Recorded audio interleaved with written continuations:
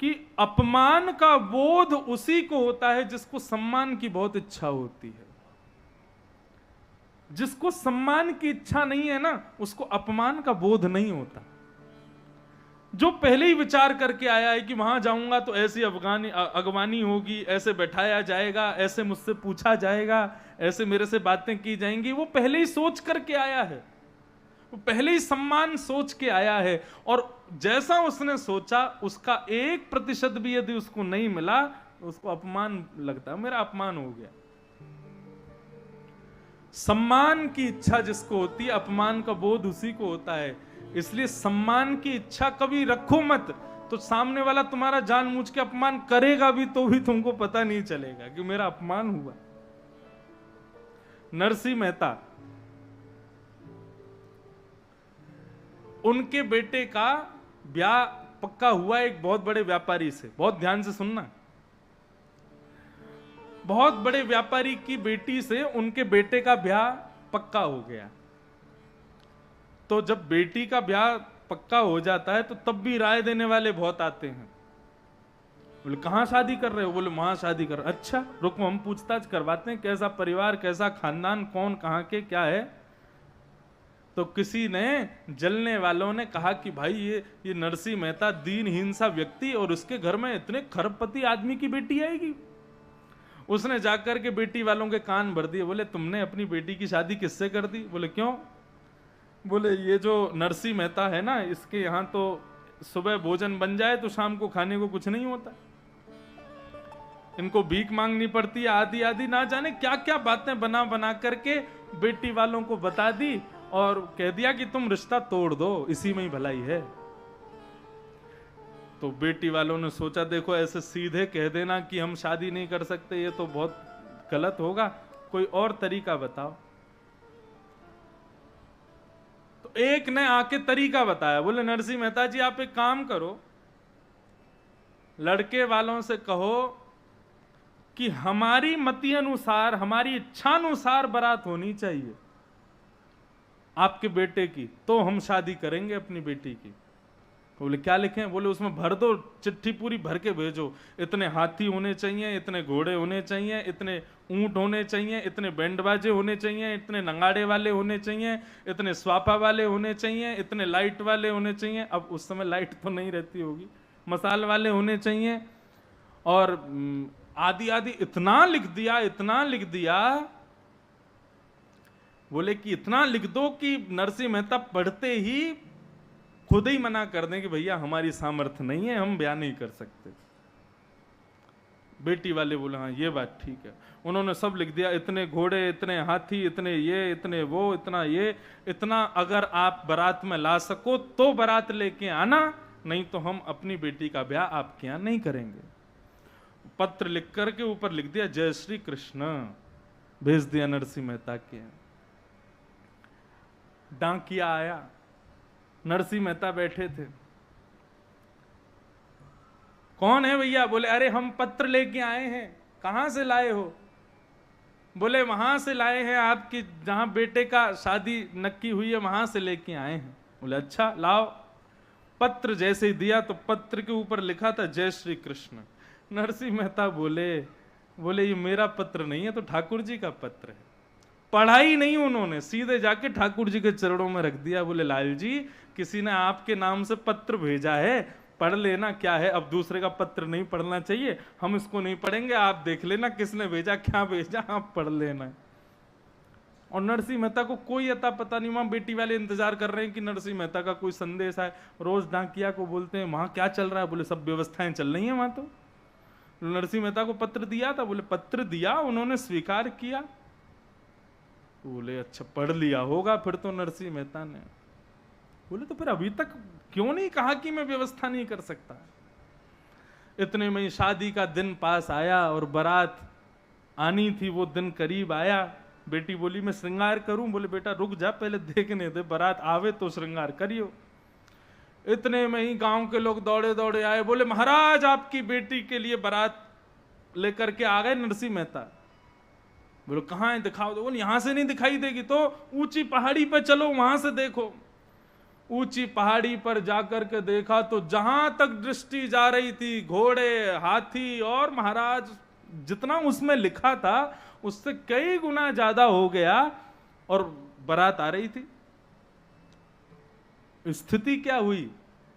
नरसिंह मेहता ने पत्र दे दिया ठाकुर जी को कि आपके नाम से पत्र आया, पत्र में यह सब लिखा हुआ था।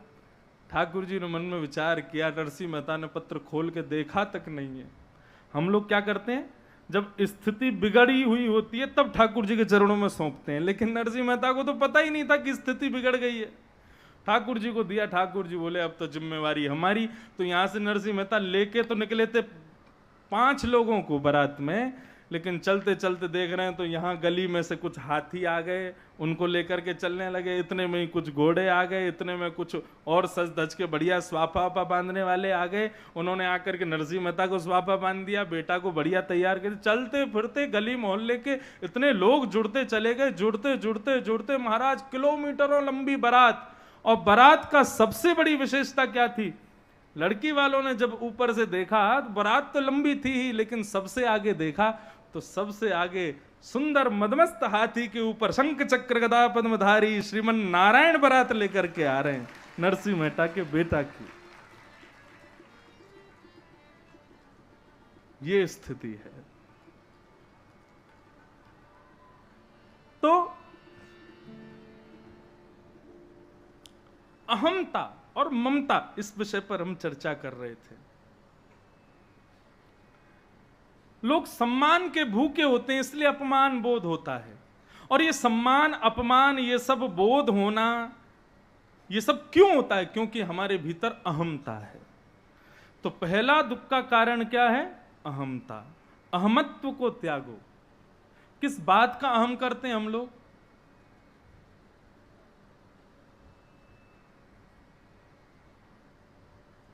जो मिला है वह हमेशा पास रह सकता नहीं,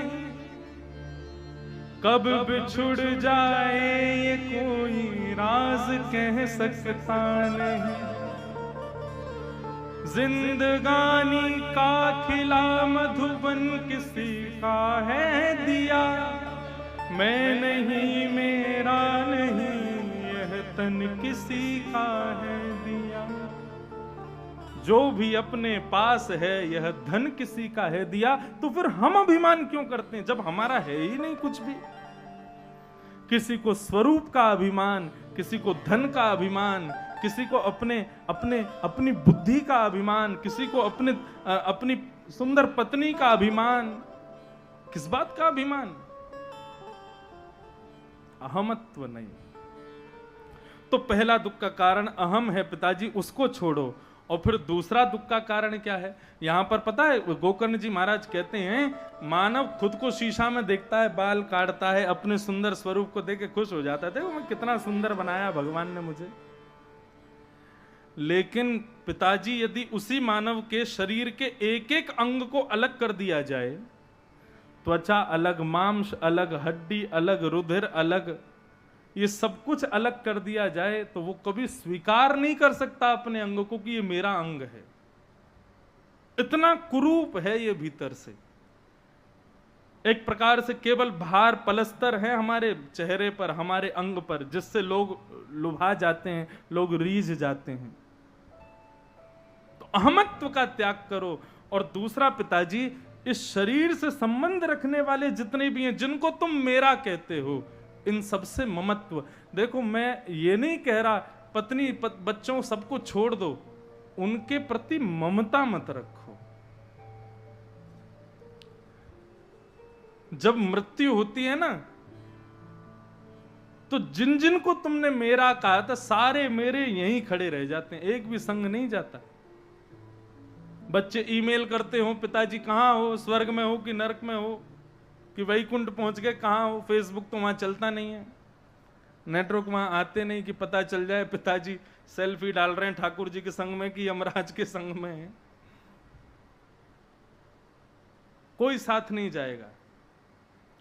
एक बहुत सुंदर श्लोक है कि हमारी मृत्यु के बाद, एक बार मैं बंबई में कथा कर रहा था तो एक बच्चे ने मुझसे प्रश्न किया, बहुत अच्छा प्रश्न। प्रश्न ये था, बोले महाराज जी ये नरक और स्वर्ग क्या है? और दूसरा प्रश्न ये था कि जब हमारा शरीर, जिसको कष्ट होता है, कष्ट देने पर कष्ट होता है, सुख देने पर सुख होता है, वो शरीर तो यहीं जल जाता है, तो फिर ये नरक में कष्ट और स्वर्ग में सुख कौन भोगता है? और रही बात आत्मा की, तो आत्मा के बारे में तो गीता में लिखा है कि उसको कोई जला नहीं सकता, उसको कोई काट नहीं सकता, उसको कोई भिगो नहीं सकता, उसको कोई मार नहीं सकता, तो उस आत्मा को सुख दुख भी नहीं होते। तो ये सुख और दुख मरने के बाद किसको मिलते हैं? कितना अच्छा क्वेश्चन। ऐसे प्रश्न होने चाहिए। तो उत्तर देने के लिए व्यास जी को भी एक रात उठ के पढ़ना पड़ जाए, कहां से लाएं इसका उत्तर। देखिए, प्रश्न किसी का था लेकिन उत्तर दे दूं क्योंकि प्रसंग में ही है। हमारी मृत्यु के बाद शरीर यहीं जल जाता है, लेकिन हमारी जो आत्मा है, उस आत्मा को कर्मानुसार, जैसा उसने कर्म किया है उस अनुसार मृत्यु के बाद उसको एक बड़ा सुंदर देह प्राप्त होता है। यदि उसको नरक जाना है तो उसको देह मिलेगा यातना देह। कौन सा देह? जोर से बोलो, यातना देह। यदि उसने बहुत गलत किया अपने जीवन में, सब पाप ही पाप किए, तो उसको मिलेगा यातना देह। और यदि उसको स्वर्ग जाना है तो उसको मिलेगा भोग देह। ये दो देह प्राप्त होते हैं, अदृश्य देह हैं, हमको दिखाई नहीं देते। यातना देह और भोग देह ये इतने बढ़िया इंजीनियरों ने बनाए हैं स्वर्ग के, नरक के ने, कि यातना देह को, नरक जाने वाले यातना देह को कहीं से भी काट दो, कितना भी इसको मार लो, कितना भी इसको बीच से अलग कर दो, इसके ऊपर पत्थर के नीचे इसको कुचल दो, दर्द पूरा होगा लेकिन मरेगा नहीं। समझ रहे हैं बात को? नरक जाने वाला जो यातना देह है उसको दर्द पूरा होता है। जो पिन चुबाओगे तो चुभने का दर्द होगा, थप्पड़ मारोगे मारने का दर्द होगा, उसके ऊपर पत्थर फेंक दोगे तो उसके बाद हड्डी टूटने में सब दर्द होंगे उसको, लेकिन मरेगा नहीं। कितना भी भयंकर एक्सीडेंट हो जाए वो मरेगा नहीं। ये है यातना देह। नरक वालों को ये मिलता है। नरक के बारे में वर्णन आता है ना, भरे भरे तेल की कढ़ाई में उसको पकौड़ा बना देते हैं फिर भी मरता नहीं है। नरक का वर्णन यदि कर दिया जाए एक दिन कथा में तो दूसरे दिन कथा सुनने नहीं आएगा कोई भी। लेकिन कभी तो करूंगा, बुढ़ापा हो जाएगा मेरा तब नरक के ऊपर कथा करूंगा। पूरे 7 दिन नरक के बारे में ही बताऊंगा, कैसा नरक, कैसा क्या वहां क्या, वैतरणी नदी, 8 प्रकार के नरक, उन नरकों में कौन कौन से पाप भोगने कैसे कैसे व्यक्ति जाता है, सब बातें लिखी हैं। स्वर्ग जो जाता है वो है भोग देह। भोग देह कैसा होता है? कितना भी खाएगा पेट नहीं भरेगा, बिना नहाए धोए भी उसमें से सुगंध आती रहेगी, कभी दाढ़ी मूंछ भरेंगी नहीं, झुर्रियां पड़ेंगी नहीं, वो कुरूप होगा नहीं, सुंदर बना रहेगा, जिसको चाहेगा उसको अपना बना लेगा, जहां चाहेगा वहां सो जाएगा।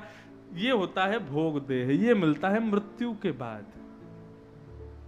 भोग देह और यातना देह, ये 2 प्रकार के देह प्राप्त होते हैं। लेकिन जो वैकुंठ जाते हैं उनको भक्ति देह प्राप्त होता है। भक्ति देह कैसा होता है? बोले ना तो इसको भोग की इच्छा है, ना ही इसको किसी लोभ की इच्छा है, ये केवल और केवल ठाकुर जी का भजन करता है। इसको ना नींद आती है, ना भूख लगती है, ना कुछ, जितना हो सके भगवत भजन कितना कर लूं, ये उसका स्वरूप होता है। हमको यही चाहिए, हमको स्वर्ग नहीं जाना। अच्छा, एक बात और पुष्ट कर दूं, जो लोग अपने पितरों के नाम के नीचे लिखते हैं स्वर्गीय, स्वर्ग का मतलब पता है? स्वर्ग जाने वाला व्यक्ति कुछ दिन स्वर्ग में रह के उसको दोबारा जन्म लेना ही पड़ता है। स्वर्गीय क्षीणे पुण्य मर्तलोकम विशंति।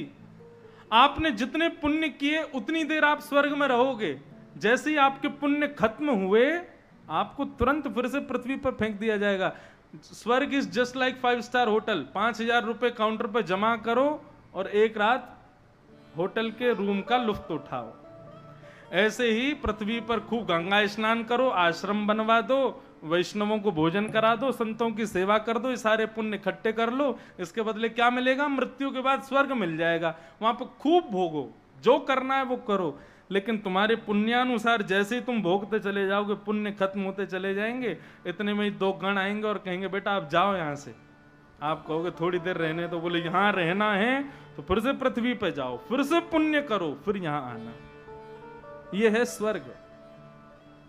हमें स्वर्ग नरक नहीं, हमको तो वैकुंठ चाहिए, ठाकुर जी के परम धाम चाहिए। तो अपने शरीर में अहमता मत करो और शरीर से संबंध रखने वालों में ममता मत करो। इन 2 चीजों से यदि बच गए। और तीसरा क्या करना है? बोले पश्यानिशम जगदिदम क्षण भंगुनिष्ठम। इस संसार को एक पानी के बबूले की तरह समझो। पानी के बबूले की जिंदगी कितनी होती है? क्षण भर की, वो कभी भी नष्ट हो सकता है। ऐसे ये संसार है, क्षण भंगुर है, ये कब नष्ट हो जाए, कब खत्म हो जाए, कुछ पता नहीं। वैराग्य राग रसिको भव भक्ति निष्ठ। वैरागियों में राग करो, वैरागियों में आसक्ति कर लो, या वैराग्य में आसक्ति कर लो, और भव भक्ति निष्ठ, भगवान की मंगल में भक्ति करो पिताजी, आपको कष्ट नहीं होगा। और दूसरे श्लोक में कह रहे हैं धर्मं भजस्व सततम त्यज लोक धर्मान सेवस्य साधु पुरुषां जहि काम तृष्णा अन्यस्य दोष गुण चिंतनमाशु मुक्त्वा सेवा कथा रसमहो नितरां पिबत्वम्। धर्म को भजो, त्यज लोक धर्मान, लोक धर्म का त्याग करो। अब इसका विषय क्या है? लोक धर्म किसे कहते हैं? लोक धर्म का मतलब व्यवहार धर्म। व्यवहार धर्म जो हम एक दूसरे के साथ में निभाते हैं। हमारी बुआ जी हैं, हमारे फूफा जी, जीजा जी, चाची, चाचा, मित्र, पड़ोसी आदि आदि, इनका ख्याल रखना, इनका ध्यान रखना, इसको कहते हैं लोक धर्म। अरे ये काम नहीं करेंगे, क्यों? अरे क्या करेंगे, परिवार के लोग, नाक कट जाएगी हमारी, ये हो जाएगा वो, इन सबको कहते हैं लोक धर्म। लोक धर्म को छोड़ो, त्यज लोक धर्मान, लोक धर्म छोड़ो। किसको करो? बोले धर्मम भजस्व, वो धर्म करो। धर्म किसे कहते हैं? धर्म की परिभाषा यदि किसी से पूछो तो आदमी ना जाने क्या क्या कहता है, लेकिन धर्म की वास्तविक परिभाषा क्या है? धर्म कहते किसे हैं? धार्यते धर्म, जो सबको धारण कर ले उसको धर्म कहते हैं। जिससे समाज, परिवार, मैं खुद, हम सब संभल जाएं, मेरा ऐसा एक कृत्य, वो धर्म कहलाएगा। जिससे मेरा समाज बिखर जाए, परिवार बिखर जाए, मैं खुद बिखर जाऊं, मेरा जीवन बिखर जाए, ऐसे कृत्य को धर्म नहीं कहते। कई लोग धर्म के नाम पर ऐसी ऐसी बातें कर जाते हैं कि ये धर्म कहता है हमारा। ऐसा नहीं है। धर्म का मतलब सबको धारण करे, वो धर्म है।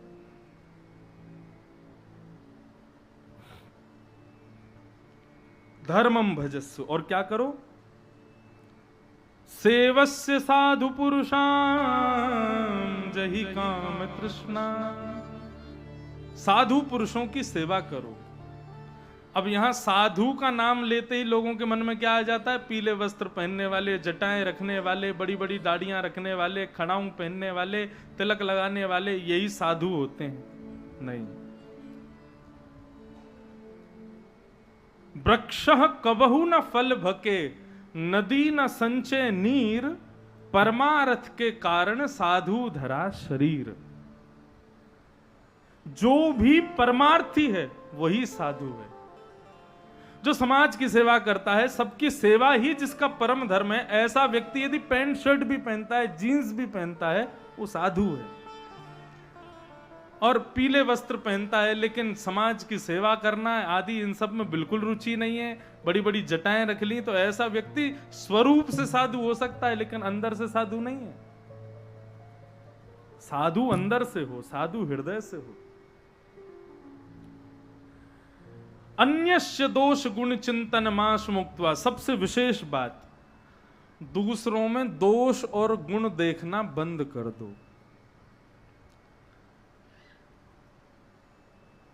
ये तो ऐसा है, इसके अंदर तो ये कमी है, ये तो वैसा है, ये तो ऐसे बोलता है। कई लोग कुछ नहीं तो कथा में बैठे बैठे व्यास में ही दुर्गुण देखने लगते हैं। एक बार मैं कथा कर रहा था नेपाल में, तो वहां एक सेशन हुआ, तो कॉलेज के बच्चे आए बहुत सारे, तो सब क्वेश्चन आंसर कर रहे थे। उसके बाद फिर जब मैं कक्ष में गया तो एक लड़का मिलने आया, वो आके बोला, उसके कुछ प्रश्न थे निजी, तो उसने पूछे, मैंने बताए। फिर जाते जाते बोला, महाराज जी एक बात बताएंगे? मैंने कहा पूछो। आप अपने बालों पे हाथ क्यों फेरते हो इतना ज्यादा? मैंने कहा तेरे को यही दुर्गुण दिख गया मुझ में? वहां बैठे बैठे, अरे पंखा चल रहा है, बाल सिर पे आ रहे हैं, मैंने ऐसा कर दिया तो इसका मतलब जरूरी थोड़ी कोई स्टाइल मार रहा होगा। लेकिन लोग दोष देखने में और गुण देखने में पीछे नहीं हटते।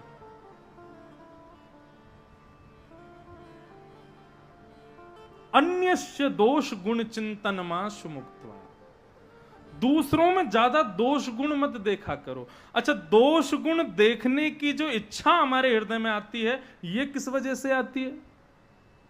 हमारे भीतर दो राक्षस हैं, राग और द्वेष।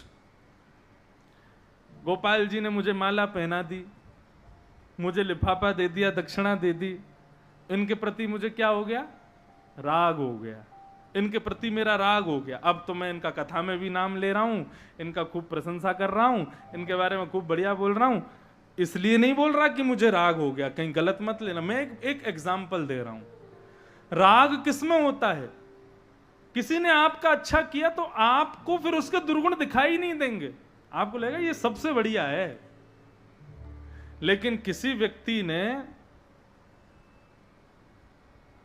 सब लोग खा रहे थे उस समय, सबसे पूछा, आपसे नहीं पूछा, उसके प्रति हमारा द्वेष हो जाता है। बोले उसके प्रति ज्यादा इसका ममत्व है, उसी से पूछता है, उसी से बात करता है, उसी के संग रहता है, हमसे तो पूछता भी नहीं है। और ये तो ऐसा है वैसा है, इसकी देखी तुमने, नाक चढ़ी रहती है 24 घंटा, सिर चढ़ा रहता है, ऐसा है वैसा, उसमें दुर्गुण देखने लग जाते हैं। ये राग और द्वेष ये ना हो। कैसी स्थिति हो हमारी?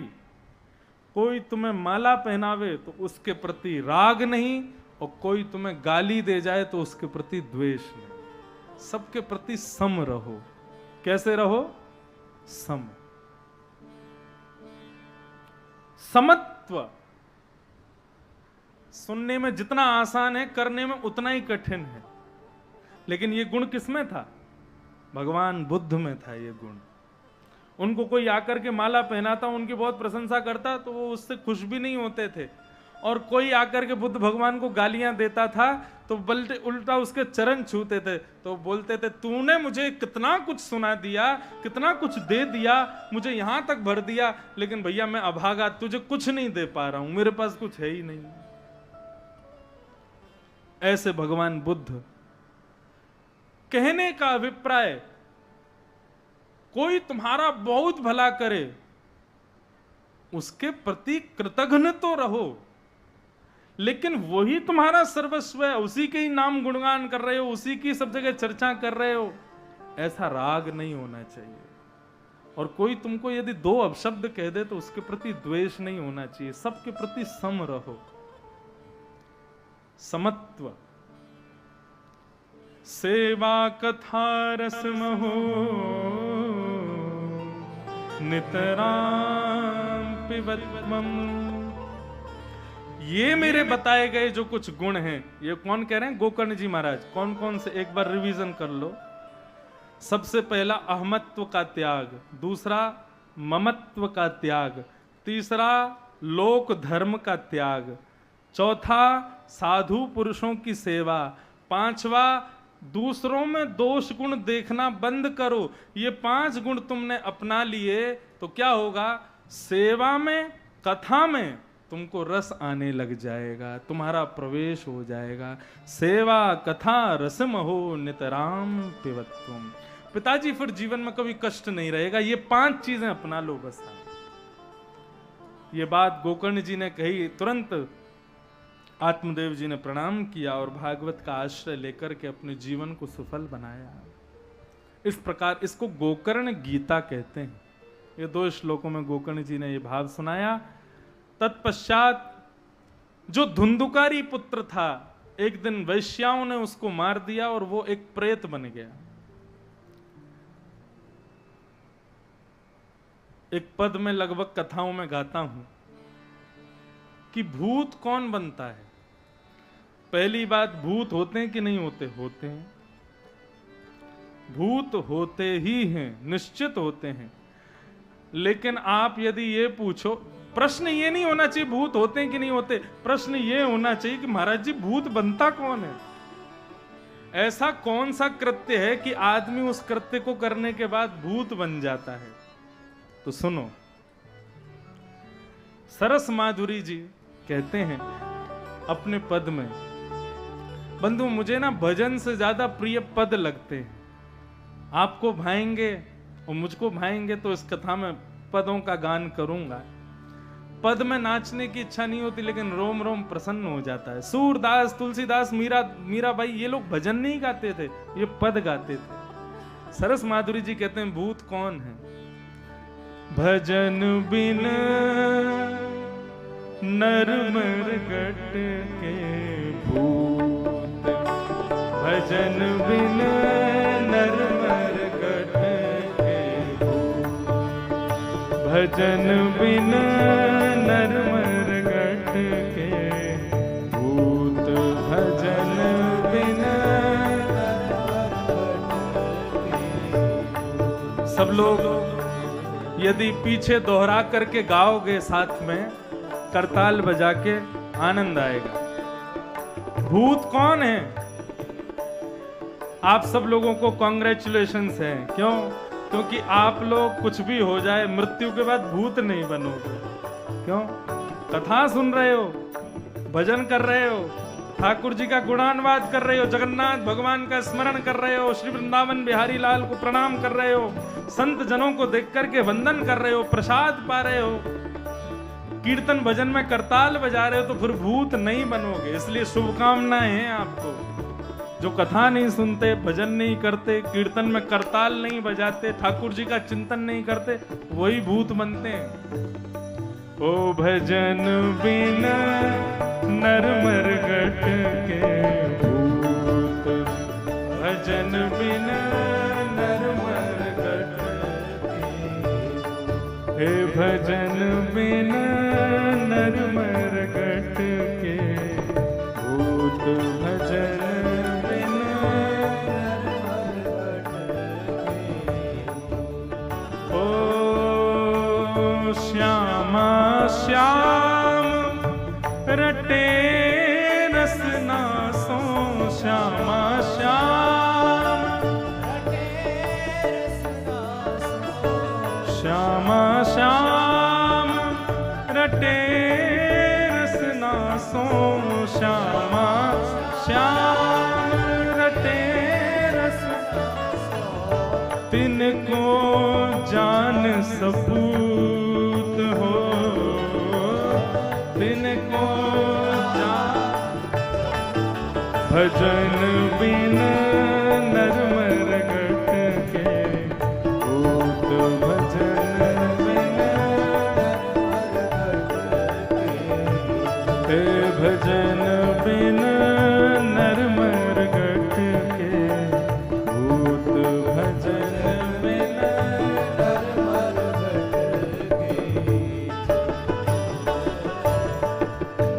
बिनु हरि भजन करम सब अकरम, आठों गांठ कपूत हो।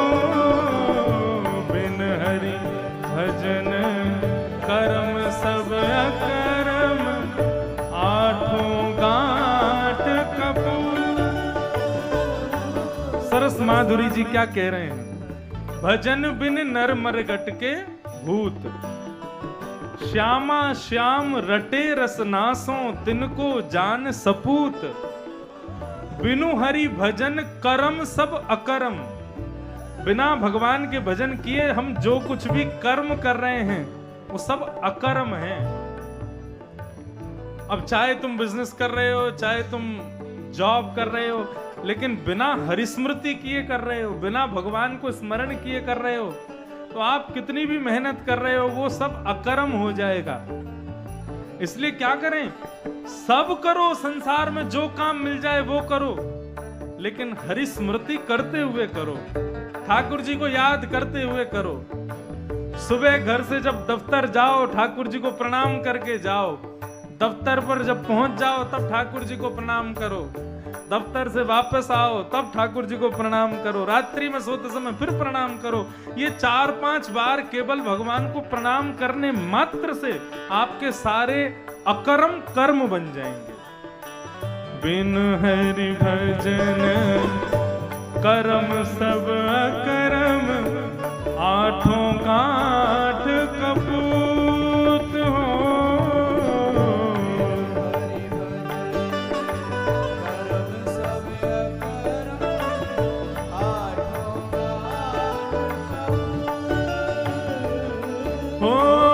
एक अनन्य भक्ति बीनु कीने, एक अनन्य भक्ति बीनु की, द्रग करनी करतूत हो, द्रग करनी करतूत। भजन बिन नर